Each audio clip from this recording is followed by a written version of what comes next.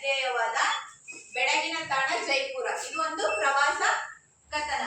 ಪ್ರವಾಸ ಕಥನ ಅಂದ್ರೆ ಏನು?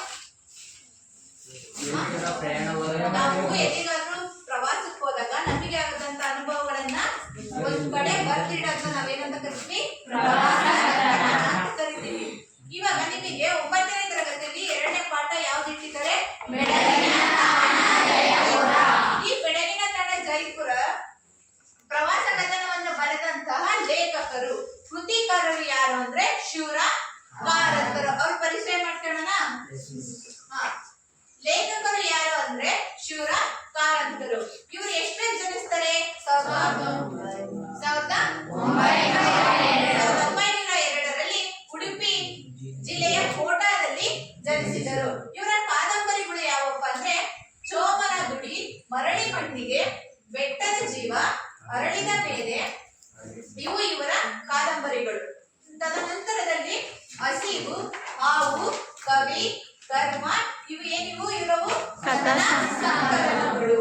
ನೆಕ್ಸ್ಟ್ ನೋಡ್ರಿ, ರಾಷ್ಟ್ರಗೀತ ಸುಧಾಕರ ಮತ್ತು ಕವನಗಳು ಇವರ ಕವನ ಸಂಕಲನಗಳು. ನೋಡ್ರಿ ನೆಕ್ಸ್ಟ್ ಇವರ ಕೃತಿಗಳು: ಹುಚ್ಚು ಮನಸ್ಸಿನ 10 ಮುಖಗಳು, ಯಕ್ಷಗಾನ, ಬಯಲಾಟ, ಜನಪದ ಸಾಹಿತ್ಯ. ಇವೆಲ್ಲ ಏನು? ಯಾರ ಕೃತಿಗಳು? ಇವರು ಇಷ್ಟೆಲ್ಲ ಕೃತಿಗಳು, ಇಷ್ಟೆಲ್ಲ ಕಾದಂಬರಿಗಳು, ಇಷ್ಟೆಲ್ಲ ಸಾಹಿತ್ಯವನ್ನು ಬರೆದಾಗ ಇವರಿಗೆ ಪ್ರಶಸ್ತಿಗಳು ಹಲವಾರು ಲಭಿಸ್ತಾವ ತಾನೆ. ಹಾಗಾದ್ರೆ ಅವರ ಪ್ರಶಸ್ತಿಗಳನ್ನು ನೋಡ್ರಿ. ಜ್ಞಾನಪೀಠ ಪ್ರಶಸ್ತಿ, ಯಕ್ಷಗಾನ ಬಯಲಾಟಕ್ಕೆ ಕೇಂದ್ರ ಸಾಹಿತ್ಯ ಪ್ರಶಸ್ತಿ, ಆಮೇಲೆ ಮತ್ತೇನು ಪಂಪ ಪ್ರಶಸ್ತಿ ಇವರಿಗೆ ಲಭಿಸಿದವು. ಯಾರಿಗೆ? ಬೆಳಗಿನ ತಾಣ ಜೈಪುರ ಎಂಬ ಪ್ರವಾಸ ಕಥನವನ್ನು ಬರೆದವರು ಯಾರು? ಗೊತ್ತಾಯ್ತಾ? ನೆಕ್ಸ್ಟ್ ನೋಡೋಣ. ಪಾಠ ನೋಡೋಣ.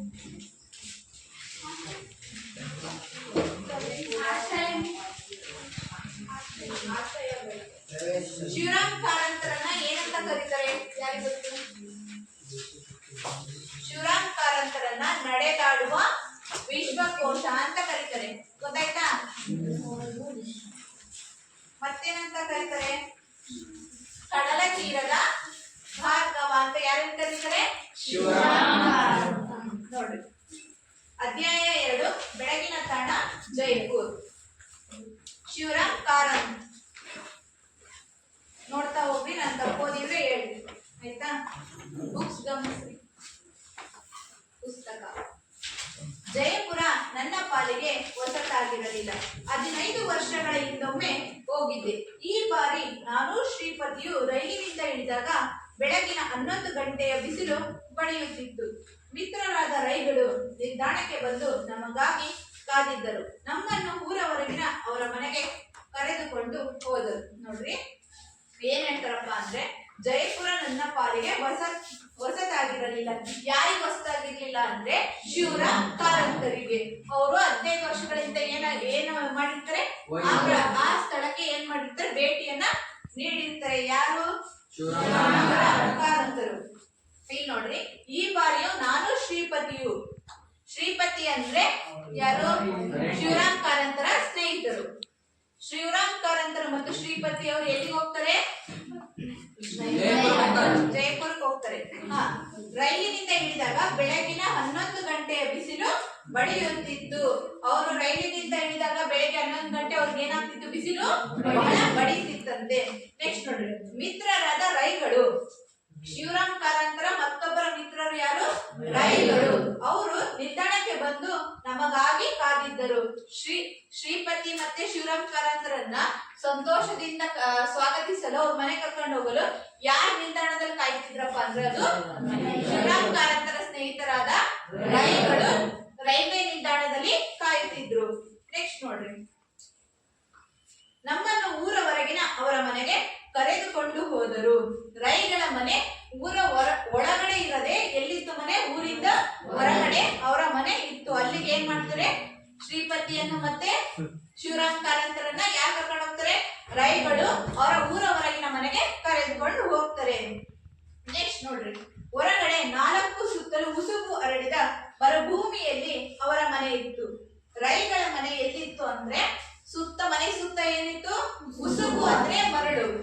ನೀವು ಮರುಭೂಮಿ ನೋಡಿರಾ? ಮರುಭೂಮಿ ಪ್ರದೇಶ ನೋಡಿರಾ? ಆ ರೀತಿಯಾಗಿ ಅವರ ಮನೆ ಮರಳಿನ ಮಧ್ಯದಲ್ಲಿ ಯಾರ ಮನೆ ಇತ್ತು? ರೈಗಳ ಮನೆ ಇತ್ತು. ಅಲ್ಲಿಗೆ ಯಾರು ಹೋಗ್ತಾರೆ? ಶ್ರೀಪತಿ ಮತ್ತೆ ಶಿವರಾಮ್ ಕಾರಂತರು. ನೆಕ್ಸ್ಟ್ ನೋಡ್ರಿ, ಅಲ್ಲಿ ಮಧ್ಯಾಹ್ನ ವೇಳೆ ಸ್ನಾನಕ್ಕೆ ನೀರು ಕಾಯಿಸುವ ಅಗತ್ಯವಿಲ್ಲ. ಉಸುಬಿನ ಕಾವಿನಿಂದ ಅಲ್ಲಿಯ ನೀರು ಕಾದೇ ಬರುತ್ತಿತ್ತು. ಅಂತಂದ್ರೆ ಮರಳಿನಿಂದ ನೀರೇನಾಗ್ತಿತ್ತು? ಬಿಸಿಯಾಗಿ ಬಿಸಿನೀರು ಎನಿ ಟೈಮ್ ಏನಾಗ್ತಿತ್ತು? ಅಲ್ಲಿ ಬಿಸಿನೀರು ಅವ್ರ ಮನೆಯಲ್ಲಿ ಕಾಯಿಸಂತ ಅವಶ್ಯಕತೆನೇ ಇರ್ಲಿಲ್ಲ. ಮರಳಿನಿಂದಲೇ ಏನಾಗ್ತಿತ್ತು? ನೀರು ಬಿಸಿ ಆಗ್ತಿತ್ತು. ನೆಕ್ಸ್ಟ್ ನೋಡ್ರಿ, ನಾನೇನು ಬಿಸಿ ನೀರು ಸ್ನಾನ ಮಾಡುವವ, ಆದರೆ ನನಗೆ ಆದದ್ದು ಶ್ರೀಪತಿಗೆ ಆಗದು. ನೋಡ್ರಿ, ಶಿವರಾಮ್ ಕಾರಂತರು ಏನ್ ಮಾಡ್ತಾರಪ್ಪ ಅಂದ್ರೆ ಅವರಿಗೆ ಬಿಸಿನೀರಿನಲ್ಲಿ ಸ್ನಾನ ಮಾಡೋದು ಅಭ್ಯಾಸ ಇತ್ತು. ಅವ್ರು ಬಿಸಿನೀರಲ್ಲೇ ಸ್ನಾನ ಮಾಡ್ಬೇಕಿತ್ತು. ಆದ್ರೆ ಇವ್ರು ಇದಾರಲ್ಲ, ಯಾರು ಅವ್ರ ಸ್ನೇಹಿತರು? ಶ್ರೀಪತಿ. ಆದ್ರೆ ಅವರಿಗೆ ಬಿಸಿನೀರ್ ಅಂದ್ರೆ ಇಷ್ಟ ಇರಲ್ಲ. ಅವ್ರಿಗೆ ಯಾವ ನೀರು ಸ್ನಾನ ಮಾಡ್ಬೇಕಂತ ಇರ್ತಾರೆ? ತಣ್ಣೀರು. ನೋಡ್ರಿ ನೆಕ್ಸ್ಟ್, ಶ್ರೀಪತಿ ತಣ್ಣೀರು ಮೀಯುತ್ತಿದ್ದ. ಅಂದ್ರೆ ಏನ್ ಮಾಡ್ತಿದ್ರು ಅವರು? ತಣ್ಣೀರ್ನ ಸ್ನಾನ ಮಾಡ್ತಿದ್ರು. ಯಾರು? ಶ್ರೀಪತಿಯವರು. ಹೀಗಾಗಿ ಕಾದಿದ್ದ ನೀರನ್ನು ಆರಿಸಿ ತಣ್ಣೀರಿನ ಸ್ನಾನ ಮಾಡಿದ. ಅವ್ರು ಏನ್ ಮಾಡ್ತಾರಪ್ಪ ಅಂದ್ರೆ ಶಿವರಾಮ್ ಕಾರಂತರು ಬಿಸಿನೀರ ಸ್ನಾನ ಮಾಡ್ತಾರೆ, ಅವ್ರಿಗೆ ಅಭ್ಯಾಸ ಇತ್ತು. ಆದ್ರೆ ಇವರಿಗೆ ಶ್ರೀಪತಿಗೆ ಬಿಸಿನೀರ್ ಅಂದ್ರೆ ಆಗ್ತಾ ಇರಲಿಲ್ಲ. ಆ ಬಿಸಿನೀರ್ನ ಏನ್ ಮಾಡ್ತಾರ ಅವರು? ತಣ್ಣೀರ್ ಮಾಡಿ ತದನಂತರ ಏನ್ ಮಾಡ್ತಾರೆ? ಸ್ನಾನ ಮಾಡ್ತಾರೆ. ಆ ನಂತರ ಊಟ ಮಾಡಿ 1-2 ತಾಸು ವಿಶ್ರಾಂತಿ ಪಡೆದೆವು. ಅವರಿಬ್ರು ಏನ್ ಮಾಡ್ತಾರೆ? ಊಟ ಎಲ್ಲ ಮುಗಿಸಿ ಏನ್ ಮಾಡ್ತಾರೆ? ಸ್ವಲ್ಪ ಹೊತ್ತು ವಿಶ್ರಾಂತಿಯನ್ನ ಪಡೆದುಕೊಳ್ತಾರೆ. ನಂತರ ನಮ್ಮ ಮೊದಲ ಕಾರ್ಯಕ್ರಮವೆಂದರೆ ಅಂಬೇರಕ್ಕೆ ಹೋಗುವುದು. ನೋಡ್ರಿ, ಶ್ರೀಪತಿ ಮತ್ತೆ ಶಿವರಾಮ್ ಕಾರಂತರು ಬಂದಿರದೆ ಜೈಪುರದ ಸೌಂದರ್ಯ, ಅರಮನೆ, ಅದರ ವೈಭವವನ್ನ ನೋಡಲು ಯಾರ್ಯಾರು ಬಂದಿರ್ತಾರೆ? ಶ್ರೀರಾಮ್ ಮತ್ತೆ ಶಿವರಾಮ್ ಕಾರಂತರು ಬಂದಿರ್ತಾರೆ. ಅದಕ್ಕೆ ಅವ್ರು ಏನ್ ಮಾಡ್ತಾರಪ್ಪ ಅಂದ್ರೆ ಫಸ್ಟ್ ಅವರ ಕಾರ್ಯಕ್ರಮ ಏನಿರ್ತದೆ? ಜೈಪುರದ ಒಂದು ಸ್ಥಳವಾದ ಅಂಬೇರಕ್ಕೆ ಹೋಗೋದಾಗಿರ್ತದೆ. ನೋಡ್ರಿ, ಊರ ಹೊರಗಿರುವ ನಮ್ಮ ಮಿತ್ರ ರೈಗಳಿಗೆ ಅಂಬೇರಕ್ಕೂ ಜೈಪುರಕ್ಕೂ ನಡುವೆ ಸಿಟಿ ಬಸ್ ನಡೆಯುತ್ತಿದೆ ಎಂದು ಸಹ ಗೊತ್ತಿರಲಿಲ್ಲ. ನೋಡ್ರಿ, ಇವಾಗ ರೈಗಳ ಮನೆ ಊರಿಂದ ಹೊರಗಿತ್ತು. ಆ ಊರಿಗೂ ಮತ್ತೆ ಅಂಬೇರಕ್ಕೂ ಒಂದು ಬಸ್ ವ್ಯವಸ್ಥೆ ಐತಿ ಅಂತ ಯಾರಿಗೂ ಗೊತ್ತಿರಲ್ಲ? ರೈಗಳಿಗೂ ಗೊತ್ತಿರಲ್ಲ. ಅವ್ರು ಅಲ್ಲೇ ಇದ್ರು ಕೂಡ ಅವರಿಗೂ ಅದ್ರ ಬಗ್ಗೆ ಗೊತ್ತಿರಲ್ಲ. ಹೀಗಾಗಿ ಇವ್ರು ಏನ್ ಮಾಡ್ತಾರಪ್ಪ ಅಂದ್ರೆ ಅವ್ರು ಗೊತ್ತಿರಲ್ಲ ವಿಷಯ, ಬಸ್ ಐತೋ ಇಲ್ಲೋ ಅನ್ನೋದು. ಏನ್ ಮಾಡ್ತಾರೆ ಅಂದ್ರೆ ಅವರು 3 ಜನ ನಾವು ಟಾಂಗಾವನ್ನು ಗೊತ್ತಿ ಮಾಡಿಕೊಂಡು ನಗರದ ಮಧ್ಯ ಭಾಗದಿಂದ ಹಾದು ಹೋದೆವು. ಟಾಂಗ ಅಂದ್ರೆ ಏನು? ಕುದುರೆ ಗಾಡಿ. ಮೈಸೂರಿನಲ್ಲಿ ಅಲ್ಲ, ಮೈಸೂರು ಅರಮನೆ ಮುಂದೆ ಕುದುರೆ ಓಡಿಸ್ಕೊಂಡು ಹೋಗ್ತಾರೆ ನೋಡಿದ, ಜಟ್ಕಾ ಗಾಡಿ ತರ ಏನೋ, ಅದಕ್ಕೆ ಟಾಂಗ ಅಂತ ಹೇಳೋ. ಅದ್ರಲ್ಲಿ ಇವ್ರು ಏನ್ ಮಾಡ್ತಾರೆ? ಹೋಗ್ತಾರೆ, ಗೊತ್ತು ಮಾಡ್ಕೊಂಡು ಇವ್ರು 3 ಹೋಗ್ತಾರೆ. ಅದಕ್ಕೆ ಏನಂತ ಕರಿತೀವಿ? ಟಾಂಗ ಅಂತ ಕರಿತೀವಿ. ಏನ್ ಮಾಡ್ತಿದ್ರು? ನಗರದ ಮಧ್ಯಭಾಗದಿಂದ ಹಾದು ಹೋಗ್ತಾರೆ. ನೆಕ್ಸ್ಟ್ ನೋಡ್ರಿ, ಆಗ ಏನಾಗ್ತದಪ್ಪ ಅಂದ್ರೆ ಜೈಪುರದ ಮುಖ್ಯ ಬೀದಿಗಳು ನನ್ನ ಮನಸ್ಸಿನ ಮೇಲೆ ತುಂಬಾ ಪರಿಣಾಮವನ್ನು ಬೀರಿದವು. 1 ಶತಮಾನದ ಹಿಂದೆ ಆ ನಗರದ ಬೀದಿಗಳು ನಿರ್ಮಾಣವಾಗಿದ್ದರೂ ಬಹಳ ಅಗಲವಾದ ಬೀದಿಗಳವು, ನೇರವಾದವುಗಳು, ಬಹು ದೂರದಿಂದ ಕಾಣಿಸುವ ಅಂಗಡಿ ಮನೆಗಳ ದೇಶಿ ವಾಸ್ತು ರಚನೆ ಚೆನ್ನಾಗಿ ಶೋಭಿಸುತ್ತದೆ. ಇಲ್ಲಿನ ಒಂದೊಂದು ಮನೆಯು ಒಂದೊಂದು ಶೈಲಿಯದ್ದು, ಒಂದೊಂದು ದೇಶದ್ದು ಆಗಿ ಕಾಣಿಸುವುದಿಲ್ಲ. ಆದುದರಿಂದಲೇ ನನಗೆ ಅವುಗಳ ಮೇಲೆ ಮೋಹ. ಇಲ್ಲಿನ ಮುಖ್ಯ ಬೀದಿಗಳು ಸಂಧಿಸುವಲ್ಲಿ ಸುಂದರವಾದ ಚೌಕಗಳಿವೆ. ಕೆಲವೊಂದು ಕಡೆಗಳಲ್ಲಿ ಭವ್ಯವಾದ ಮಹಾದ್ವಾರಗಳಿವೆ. ಅಲ್ಲದೆ ಜೈಪುರ ಬಣ್ಣಗಾರರ ತವರೂರು. ಬಣ್ಣ ಹಾಕುವ ಕುಶಲಿಗರು ಆ ಊರಿನಲ್ಲಿ ಬಹಳ ಮಂದಿ ಇದ್ದಾರೆ. ಬಣ್ಣದ ಮೋಹವಿರುವ ಜನರು ಬಹಳ ಇದ್ದಾರೆ. ನೋಡ್ರಿ, ಈ ಪ್ಯಾರದಲ್ಲಿ ಏನಪ್ಪಾ ಅಂದ್ರೆ ಜೈಪುರದ ಮುಖ್ಯ ಬೀದಿಗಳು ಯಾರ ಮೇಲೆ ಮನಸ್ಸಿನ ಮೇಲೆ ಪರಿಣಾಮ ಬೀಳ್ತಾವಪ್ಪ ಅಂದ್ರೆ ಶಿವರಾಮ್ ಕಾರಂತರ ಮೇಲೆ ಬೀಳ್ತದೆ. ಆ ಜೈಪುರದ ಸೌಂದರ್ಯ, ಆಮೇಲೆ ವೈಭವ, ಆಮೇಲೆ ಅರಮನೆ ಇರುವ ರೀತಿ, ಅಲ್ಲಿ ಮುಖ್ಯ ಬೀದಿಗಳು, ಅಲ್ಲಿರುವಂತೆಲ್ಲ ನೋಡಿ ಅವ್ರ ಮನಸ್ಸಿನ ಮೇಲೆ ಏನಾಗ್ತದೆ? ಆ ರಸ್ತೆಗಳು ಅಗಾಧವಾದಂತ ಪರಿಣಾಮವನ್ನ ಬೀರ್ತದೆ. ಹಂಗಾದಾಗ ನೋಡ್ರಿ, ಆ ರಸ್ತೆಗಳು, ಅವು ಅಂಗಡಿಗಳು ಎಲ್ಲ ಶತಮಾನದ ಹಿಂದೆ ನಿರ್ಮಾಣವಾಗಿದ್ರು ಕೂಡ ಆ ನಗರದ ಬೀದಿಗಳು ನಿರ್ಮಾಣ ಇಷ್ಟು ಅಂದ್ರೆ ಇವಾಗ ಈಗ ರಸ್ತೆಗಳೆಲ್ಲ ಎಷ್ಟಿರ್ತವೆ? ಚಿಕ್ಕದಾಗಿ ನಿರ್ಮಾಣ ಮಾಡ್ತಾರ, ಹೌದ್ ತಾನೆ? ನೋಡಿರಾ? ಜಾಸ್ತಿ ಓಡಾಡಕ್ಕಾಗಲ್ಲ. ನಮ್ಮ ಮನೆಗಳು ರಸ್ತೆಗಳು ಎಷ್ಟು ಗ್ಯಾಪ್ ಇರ್ತದೆ, ಸ್ವಲ್ಪ ಸ್ವಲ್ಪ ಗ್ಯಾಪ್ ಇಟ್ಟಿರ್ತಾನೆ. ಆದ್ರೆ ಜೈಪುರದಲ್ಲಿ ನೋಡ್ರಿ ಆ ರೀತಿಯಲ್ಲ. ಅವಾಗಿನ ಕಾಲದಿಂದಲೇ ರಸ್ತೆಗಳು ಹೇಗಿದ್ವು, ಬಹಳ ಅಗಲವಾಗಿ ನಿರ್ಮಾಣವಾಗಿದ್ವು. ಆಮೇಲೆ ಅವು ಉದ್ದ ರೀತಿಯಲ್ಲಿ ಇರ್ತಿದ್ವು, ಬಹಳ ನೇರವಾಗಿದ್ವು. ನೆಕ್ಸ್ಟ್ ನೋಡ್ರಿ, ಆದ್ರಿಂದ ಅವ್ರಿಗೆ ಏನಾಗ್ತದೆ, ಶಿವರಾಮ್ ಕಾರಂತರಿಗೆ ಮಹತ್ವವಾದಂತಹ ಪರಿಣಾಮ, ಅಗಾಧವಾದಂತಹ ಪರಿಣಾಮ ಬೀರ್ತದೆ. ನೆಕ್ಸ್ಟ್ ನೋಡ್ರಿ, ಬಹುದೂರದಿಂದ ಕಾಣಿಸುವ ಅಂಗಡಿ ಮನೆಗಳ ದೇಶಿ ವಾಸ್ತು ರಚನೆ ಚೆನ್ನಾಗಿ ಶೋಭಿಸುತ್ತದೆ.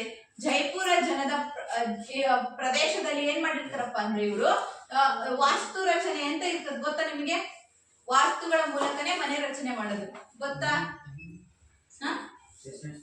ವಾಸ್ತು ಇಲ್ದರೆ ಕೇಳಿಸ್ತಿದ್ರೆ ಮಾಡಲ್ಲ ತಾನೆ, ಅರ್ಥ ಆಯ್ತಾ?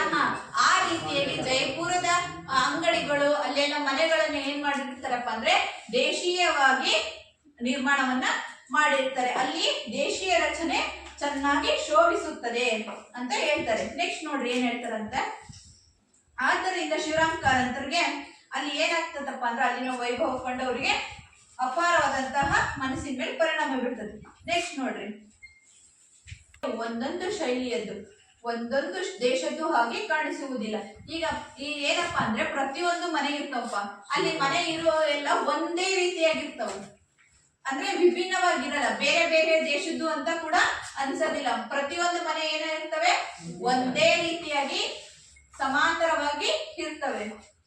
ನೆಕ್ಸ್ಟ್ ನೋಡ್ರಿ, ಆದುದರಿಂದಲೇ ನನಗೆ ಅವುಗಳ ಮೇಲೆ ಮೋಹ. ನೋಡ್ರಿ, ಶಿವರಾಮ್ ಕಾರಂತರು ಏನ್ ಹೇಳ್ತಾರಪ್ಪ ಅಂದ್ರೆ ಅಲ್ಲಿ ಇರುವಂತಹ ಮನೆಗಳು ಪ್ರತಿಯೊಂದು ಒಂದೇ ರೀತಿಯಾಗಿದಾವು. ಅವು ಬೇರೆ ಬೇರೆ ದೇಶದ್ದು ಅನ್ಸಲ್ಲ, ಬೇರೆ ಬೇರೆ ರೀತಿಯಲ್ಲೂ ಕಾಣಲ್ಲ, ಒಂದೇ ರೀತಿಯಲ್ಲಿ ಇರೋದ್ಕಿಂತ ಅದಕ್ಕೆ ಏನ್ ಅನಿಸ್ತತಿ ಶಿವರಾಮ್ ಕಾರಂತರಿಗೆ, ಆ ಪ್ರದೇಶದ ಮೇಲೆ ಏನು ಉಂಟಾಗ್ತದೆ, ಮೋಹ ಉಂಟಾಗ್ತದೆ.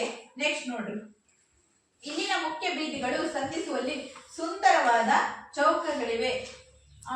ಅಂದ್ರೆ ಸರ್ಕಲ್ ಕೇಳಿದ್ ನೋಡಿರಾ? ನೋಡಿರಾ? ಇವಾಗ ನಾವೆಲ್ಲಾದ್ರೂ ಊರಿಗೆ ಹೋದಾಗ ಈ ರೀತಿಯಾಗಿ ಇರ್ತಾನೆ, ನಾಲ್ಕು ದಾರಿ ಇದ್ರೆ ಸರ್ಕಲ್ ಇರ್ತದಲ್ಲ, ಈ ರೀತಿಯಾಗಿ ಮುಖ್ಯ ಬೀದಿಗಳಲ್ಲಿ ಅವಾಗ ಏನ್ ಜೈಪುರದಲ್ಲಿ ಹೆಂಗ್ ರಚನೆ ಆಗಿತ್ತು ಅಂದ್ರೆ ಅಲ್ಲಿ ಚೌಕದ ರೀತಿಯಲ್ಲಿ ಏನಿತ್ತು, ಸರ್ಕಲ್. ಈ ರೀತಿಯಾಗಿ ಇವ್ರು ಏನ್ ಮಾಡಿದ್ರು, ರಚನೆಯನ್ನ ಮಾಡಿದ್ರು. ನೆಕ್ಸ್ಟ್ ನೋಡ್ರಿ, ಅವುಗಳನ್ನ ಚೌಕಗಳ ರೀತಿಯಲ್ಲಿ ಇವ್ರು ಏನ್ ಮಾಡಿದ್ರು, ರಚನೆ ಮಾಡಿದ್ರು. ಕೆಲವೊಂದು ಕಡೆಗಳಲ್ಲಿ ಭವ್ಯವಾದ ಮಹಾದ್ವಾರಗಳಿವೆ. ಏನಪ್ಪಾ ಅಂದ್ರೆ ಜೈಪುರದಲ್ಲಿ ಅಲ್ಲಿ ಏನಿದಾವ ಮುಖ್ಯ ದ್ವಾರಗಳು ಇದಾವ. ಮುಖ್ಯ ದ್ವಾರಗಳಂದ್ರೆ ಹೇಗಿರ್ತವೆ, ನೀವು ಇದ್ರಲ್ಲಿ ನೋಡಿ, ಹಂಪಿನಲ್ಲಿ ಈ ರೀತಿಯಾಗಿ ಇರಲ್ವಾ ದ್ವಾರಗಳು, ಈ ರೀತಿಯಾಗಿ ಹಂಪಿನಲ್ಲಿ ಐತಲ್ಲ, ನೋಡಿರಾ? ಅವು ಮುಖ್ಯ ಮಹಾದ್ವಾರಗಳು. ಆ ರೀತಿಯಾಗಿ ಭವ್ಯವಾದ ಮಹಾದ್ವಾರಗಳನ್ನ ಎಲ್ಲಿ ನಿರ್ಮಾಣ ಮಾಡಿದ್ರು, ಜೈಪುರದಲ್ಲಿ ನಿರ್ಮಾಣ ಮಾಡಿದ್ರು. ನೆಕ್ಸ್ಟ್ ನೋಡ್ರಿ, ಅಲ್ಲದೆ ಜೈಪುರ ಬಣ್ಣಗಾರರ ತವರೂರು. ಅಂದ್ರೆ ಏನು, ಜೈಪುರ ಜನರಿಗೆ ಬಣ್ಣಗಳ ಬಗ್ಗೆ ಬಹಳ ಆಸಕ್ತಿ ಇರ್ತದೆ. ಬಣ್ಣಗಳು ಅಂತಂದ್ರೆ ಇವರಿಗೆ ಜೈಪುರ ಜನರಿಗೆ ಬಹಳ ಇಷ್ಟ. ನೆಕ್ಸ್ಟ್ ನೋಡ್ರಿ, ಬಣ್ಣ ಹಾಕುವ ಕುಶಲಿಗರು ಆ ಊರಿನಲ್ಲಿ ಬಹಳ ಮಂದಿ ಇದ್ದಾರೆ. ನೋಡ್ರಿ, ಬಣ್ಣವನ್ನು ಇಷ್ಟಪಡುವರು, ಬಣ್ಣದಲ್ಲಿ ಏನಾದ್ರೂ ಒಂದು ಕ್ರಿಯೇಟಿವ್ ಮೈಂಡ್, ಆ ರೀತಿಯಾಗಿರುವಂತಹ ಕೌಶಲ್ಯದಲ್ಲಿ ಬಹಳ ಜನ ಆಸಕ್ತಿಯನ್ನು ಹೊಂದಿರುವ ಜನ ಎಲ್ಲಿರ್ತಾರಪ್ಪ ಅಂದ್ರೆ ಅಲ್ಲಿ ಜೈಪುರದಲ್ಲಿ ಇದ್ರು ಅಂತ ಹೇಳ್ತಾರೆ. ನೆಕ್ಸ್ಟ್ ನೋಡ್ರಿ, ಬಣ್ಣದ ಮೋಹವಿರುವ ಜನರು ಬಹಳ ಇದ್ದಾರೆ. ಅತಿ ಹೆಚ್ಚು ಜನರು ಬಣ್ಣಗಳ ಬಗ್ಗೆ ಇಷ್ಟ ಇದ್ದಾರೆ ಎಲ್ಲಿರ್ತಾರೆ, ಜೈಪುರದಲ್ಲಿ ಇರ್ತಾರೆ. ನೆಕ್ಸ್ಟ್ ನೋಡ್ರಿ, ಗಿಡ ಮರಗಳಿಲ್ಲದ ಸ್ಥಳದಲ್ಲಿ ವಾಸಿಸುವ ಜನರಿಗೆ ಕಣ್ಣಿನ ಕಣಿವು ಹೇಗೆ ಬರಬೇಕು ನೋಡ್ರಿ. ಜೈಪುರ ರಾಜಸ್ಥಾನದ ರಾಜಧಾನಿ, ಹೌದ್ ತಾನೆ? ರಾಜಸ್ಥಾನ ಯಾವ ರೀತಿಯಾಗಿರುತ್ತೆ, ಅಲ್ಲಿ ಗಿಡ ಮರ ಇರ್ತಾವ, ಮರಳು ಇರ್ತದ? ಮರಳು. ಗಿಡ ಮರಗಳಿಲ್ಲದ ಸ್ಥಳದಲ್ಲಿ ವಾಸಿಸುವ ಜನರಿಗೆ ಕಣ್ಣಿರ್ತವೆ. ನಾವಿವಾಗ ಪ್ರವಾಸಕ್ಕೆ ಹೋಗ್ತೀವಪ್ಪ, ನಮ್ಮ ಕರ್ನಾಟಕದಲ್ಲಿ ಪ್ರವಾಸಕ್ಕೆ ಹೋದಾಗ ನಾವು ಸುತ್ತ ಏನ್ ನೋಡ್ತೀವಿ, ಮರಗಳು, ಗಿಡಗಳು, ಪಕ್ಷಿಗಳು. ನಮಗೆ ನೇಚರ್ ನೋಡ್ತೀವಿ ತಾನೆ. ಯಾಕೆ ಹೋಗ್ತೀವಿ ನಾವು ಹಂಗೆ? ಮನ್ಸಿಗೆ ಸಮಾಧಾನ ಮಾಡ್ಕೊಳಕ್ಕೆ, ಆಮೇಲೆ ಶಾಂತಿಗೋಸ್ಕರ, ಆಮೇಲೆ ವಿಶ್ರಾಂತಿ ಪಡೆಯಕ್ಕೆ, ಆಮೇಲೆ ಗಾಳಿ ಪಡೆಯೋಕೆ. ಇದಕ್ಕೆಲ್ಲ ನಾವೇನ್ ಮಾಡ್ತೀವಿ? ಒಂದೇ ಏನ್ ಮಾಡ್ತೀವಿ ನಾವು? ಇದಕ್ಕೆ ಪ್ರವಾಸಕ್ಕೆ ಹೋಗ್ತೀವಿ. ಹಂಗೆ ಈ ರಾಜಸ್ಥಾನದಲ್ಲಿ ಬರೀ ಮರಳೇ ತುಂಬಿಕೊಂಡಿರ್ತದೆ, ಅಲ್ಲಿ ಗಿಡ ಮರಗಳೇ ಇರುವುದಿಲ್ಲ. ಅವ್ರೇ ಅನ್ಕೊಂತಾರೆ ಅಲ್ಲಿ ಗಿಡ ಮರ ಏನು ಇಲ್ಲಕ್ಕೇನೋ ಅಂತ ಅವರೇ ಊಹೆ ಮಾಡ್ಕೊಂತಾರೆ ಮನಸ್ಸಿನಲ್ಲಿ. ಅದಕ್ಕೆ ಹೇಳ್ತಾರೆ ನೋಡ್ರಿ, ಅವರು ಹಾಗೆಂದೋ ಏನೋ, ಯಾರು ಅನ್ಕಂತಾರ ಹಾಗೆಂದೋ ಏನು ಅಂತ ಶಿವರಾಮ್ ಕಾರಂತರು ಅನ್ಕಂತಾರೆ. ಇಲ್ಲಿ ಗಿಡ ಮರ ಏನು ಇಲ್ಲ, ಬರೀ ಮರುಭೂಮಿ ಇರೋದಕ್ಕೇನೋ ಜನರು ಬಣ್ಣಗಳ ಬಗ್ಗೆ ಜಾಸ್ತಿ ಒಲವನ್ನ ಇಟ್ಕೊಂಡಿರ್ತಾರೆ. ಹೌದ್ ತಾನೆ? ನಾವು ನೋಡಿದ್ರೆ ಹಸುರು ಸುತ್ತ ಎಲ್ಲಾ ರೀತಿಯ ಬಣ್ಣಗಳನ್ನು ನೋಡ್ತೀವಿ. ಅವರು ಮರುಭೂಮಿಯನ್ನೇ ನೋಡಪ್ಪ, ಅವರಿಗೆ ಅದಕ್ಕೋಸ್ಕರ ಏನಿರ್ತದೆ? ಬಣ್ಣಗಳ ಬಗ್ಗೆ ಆಸಕ್ತಿ ಬಹಳ ಇರ್ತದೆ. ನೋಡ್ರಿ, ಇಲ್ಲಿನ ಜನರು, ಅದರಲ್ಲೂ ಹೆಂಗಸರು, ರಂಗು ರಂಗಿನ ಲಂಗ, ಪಾಯಿಜಾಮ, ಸೀರೆ, ರವಿಕೆ, ಮೇಲು ತೊಡುವ ಅಭ್ಯಾಸದವರು. ನೋಡ್ರಿ, ಇವ್ರು ಏನ್ ಮಾಡ್ತಾರಪ್ಪ ಅಂದ್ರೆ, ಹೆಣ್ಮಕ್ಳು ರಂಗು ರಂಗಿನ ಲಂಗ, ಪಾಯಿಜಾಮ, ಸೀರೆ, ರವಿಕೆ, ಮೇಲುದೇ ತೊಡುವ ಅಭ್ಯಾಸದವರು. ಅಂದ್ರೆ ಇವರು ಕಲರ್ ಬಟ್ಟೆಗಳನ್ನ ಧರಿಸ್ತಾರೆ. ಕೆಳಗಡೆ ಒಂದು ರೀತಿಯ ಬಣ್ಣ ಧರಿಸಿದ್ರೆ ಮೇಲೆ ಒಂದು ರೀತಿಯ ಬಣ್ಣಗಳನ್ನ ಇವರು ಧರಿಸಿರ್ತಾರೆ. ಅರ್ಥ ಆಯ್ತಾ? ನೋಡಿ ನೆಕ್ಸ್ಟ್, ಅದರಲ್ಲೂ ಕೆಂಪು, ಕಿತ್ತಳೆ, ಹಳದಿ ಎಂದರೆ ಪ್ರಾಣ. ಇವ್ರಿಗೆ ಜೈಪುರದ ಜನರಿಗೆ ಬಣ್ಣಗಳಂದ್ರೆ ಬಹಳ ಇಷ್ಟ ಇರ್ತದೆ. ಅದರಲ್ಲಿ ಮುಖ್ಯವಾಗಿ ಯಾವ ಬಣ್ಣಗಳು ಇಷ್ಟ ಇರ್ತದೆ ಅಂದ್ರೆ ಕೆಂಪು, ಕಿತ್ತಳೆ, ಹಳದಿ ಎಂದರೆ ಇವರಿಗೆ ಪ್ರಾಣವಾಗಿರ್ತದೆ. ಯಾರಿಗೆ? ಜೈಪುರದ ಜನರಿಗೆ. ನೆಕ್ಸ್ಟ್ ನೋಡಿ, ನಿತ್ಯವೂ ಹೋಳಿ ಹುಣ್ಣಿಮೆ ಮಾಡುವವರಂತೆ ಬಣ್ಣದ ಚೆಲ್ಲಾಟ ಅವರ ಬಟ್ಟೆಗಳಲ್ಲಿ. ನೋಡ್ರಿ, ನಾವು ವರ್ಷಕ್ಕೆ ಒಂದೇ ಸತಿ ತಾನೆ ಹೋಳಿ ಹಬ್ಬ ಮಾಡೋದು. ಹಳ್ಳಿ ಕಡೆ ನಾವ್ ಯಾವ ಮಾಡ್ತೀವಿ? ಯುಗಾದಿಯಲ್ಲಿ ಮಾಡ್ತೀವಿ, ಆಮೇಲೆ ದಸರಾದಲ್ಲಿ ಮಾಡ್ತೀವಿ. ಆಯ್ತಾ?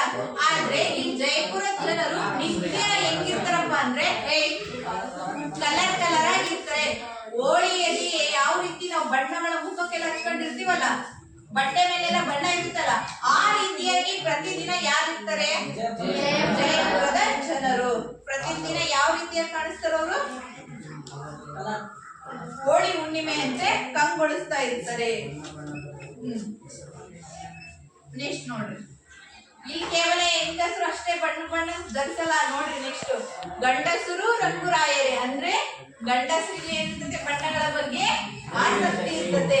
ಆದ್ರೆ ಅವರು ನೋಡ್ರಿ, ಅವರ ಪಂಚೆ ಅಂಗಿಗಳಲ್ಲಿ ರಂಗು ಕಾಣಿಸದಿದ್ದರೂ ಮುಂಟಾಸಿನ 30 ಮೊಳಗಳಲ್ಲಿ 300 ಬಣ್ಣಗಳನ್ನು ಮೆರೆಸುವುದುಂಟು. ಅವರು ಹುಡುಗಿರ್ ತರ ಏನ್ ಮಾಡಲ್ಲ, ಬಟ್ಟೆಗಳನ್ನ ಕಲರ್ ಹಾಕೊಳ್ಳಲ್ಲ. ಕಲರ್ ಪಂಚೆ ಆ ರೀತಿಯಾಗಿ ಯೂಸ್ ಮಾಡ್ತಿರಲ್ಲ. ಅವರು ಪೇಟ ಇರುತ್ತಲ್ಲ, ಪೇಟದಲ್ಲೇ 300-400 ಕಲರ್ಗಳನ್ನ ಹಾಕೊಂಡು ಸುತ್ಕೊಂಡಿರ್ತಾರಂತೆ. ಪೇಟ ಧರಿಸ್ತಾರಲ್ಲ, ಆ ರೀತಿಯಾಗಿ ಅವರು ಪೇಟವನ್ನ ತುಂಬಾ ಕಲರ್ನಿಂದ ನಿರ್ಮಾಣವಾಗಿರುವಂತ ಪೇಟವನ್ನ ಧರಿಸ್ತಾ ಇದ್ರು. ನೆಕ್ಸ್ಟ್ ನೋಡ್ರಿ,